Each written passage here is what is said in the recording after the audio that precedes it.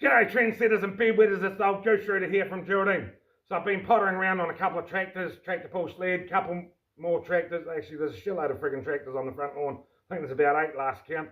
But anyway, most days when you're flat out, everything's fucking tools are everywhere, parts are scattered everywhere, your hands are covered in grease, you're juggling 10 jobs, you're chasing that one bolt that just doesn't want to line up, and you're always losing that friggin' 13mm ring spanner, even though you had the friggin' thing, 5 minutes ago.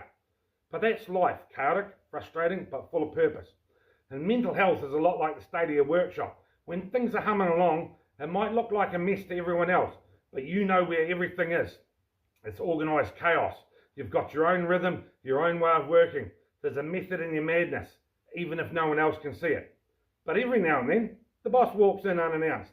Doesn't say much, just stands there, has a bit of a look round, and all of a sudden that mess that made perfect sense 5 minutes ago now feels like a disaster zone.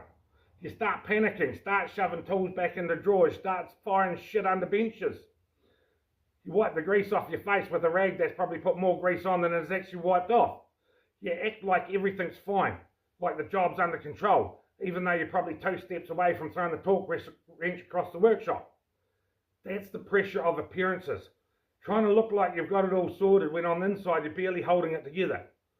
You think if people see the real state of things, they'd think that you're falling apart, but they wouldn't. They'd just see that you're working through the hard stuff and what the hard stuff actually looks like.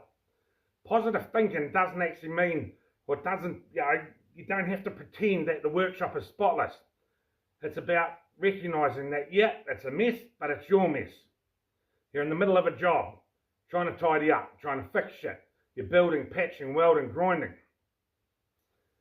and dealing with whatever else life throws at you. It's about knowing what progress looks like. Sometimes it's oil stains, stripped bolts, and swearing at the same thing for the 3rd time that day.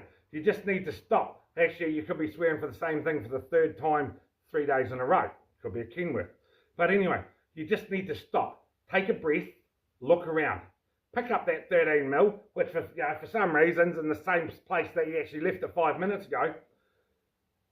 Because the mess around you, it means you're still working. You're still showing up, still fighting your way forward through the noise and through that clutter. A clean workshop might impress the boss, but it's the messy ones, the ones full of half-finished jobs, the stubborn parts, and the people who refuse to give up. They are the people that keep the wheels of this world turning.